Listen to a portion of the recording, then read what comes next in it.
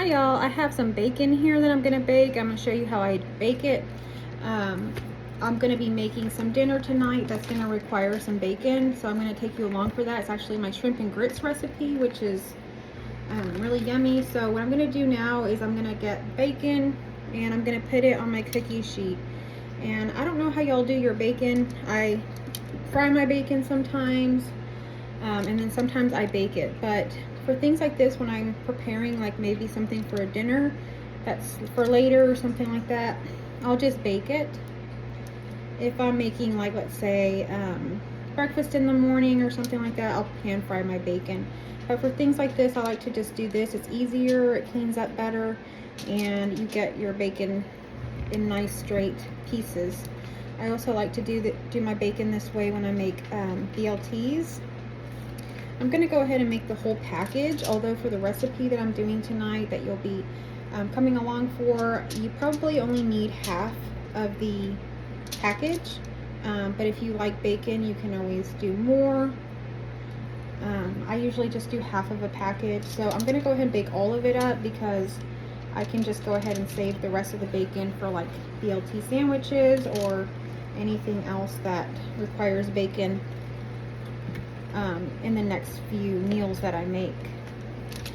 Alright, so I'm just kind of adjusting the bacon so that it all fits here.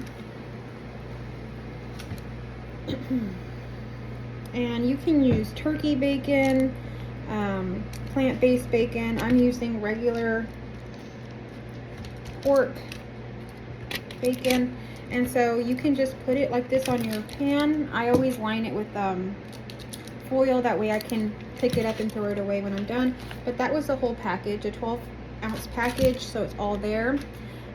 Sometimes I like to sprinkle a little salt or a little pepper or maybe a little brown sugar, but I think for this I'm just going to go ahead and put it in the oven. So I have my oven on 350, and as soon as it beeps, I'm going to go ahead and put it in there, and it's usually in there for about 10 to 15 minutes. I always usually check with my light and just make sure that it looks how I want, and because everybody likes a different crispiness or consistent, or different crispiness to their bacon. I kind of like that medium, not super crispy but not super soft or chewy, just kind of in between. So I just look for that. But yeah, so this is just baking your bacon, and later on I'm going to show you what I do with this. This is one of my husband's favorite recipes that I make, and so I'm going to bring you along for shrimp and grits today. Alright, our bacon is out of the oven. It's nice and crispy, maybe a little more crispy, but it looks pretty good. So that's how I kind of like it. I've already kind of drained the bacon grease out of it. I put it in a mason jar. This stuff is really good to cook with, bacon grease. I just use a little bit, especially for frying up cabbage. So don't let anything go to waste. Bacon grease is really good flavor to cook with. Alright y'all, we're going to make shrimp and grits now. So what I've done is I've put the bacon grease in here, about 3 tablespoons, and I've chopped up a little bit of bacon, maybe like 4 slices or so, and that's all here. I have it on around medium-high heat. I'm going to drop in a little bit of flour, maybe about 2 tablespoons. I'm going to create what they call, I think, a roux. So that's going to mix with the oil, the bacon grease oil.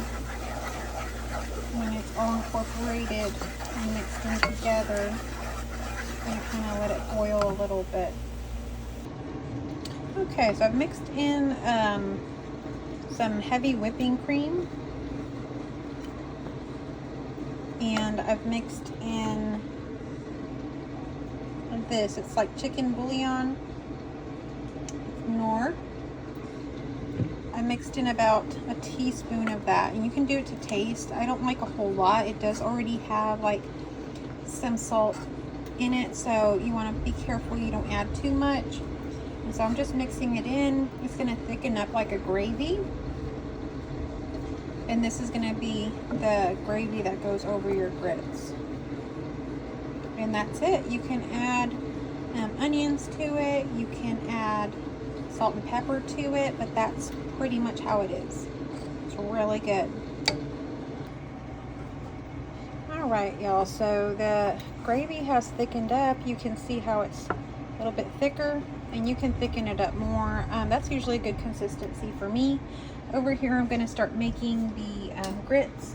So for the grits, I have 4 cups of water that I'm putting in.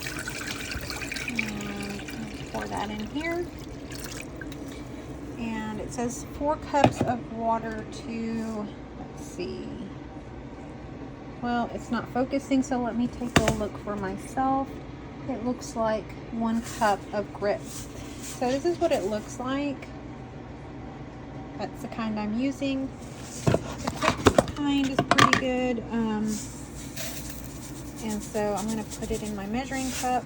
Let's take a look. We need a little bit more.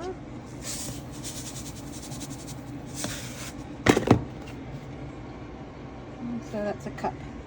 All right, so when we're putting this in, you're going to be whisking it kind of like instant mashed potatoes or anything like that. You don't want it to clump up. So I'm going to do that, and then I'll see you back. And I got the shrimp cooking, and I'm going to put some salt on them.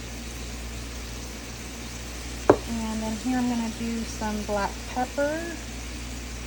You could do onion powder, anything else you want.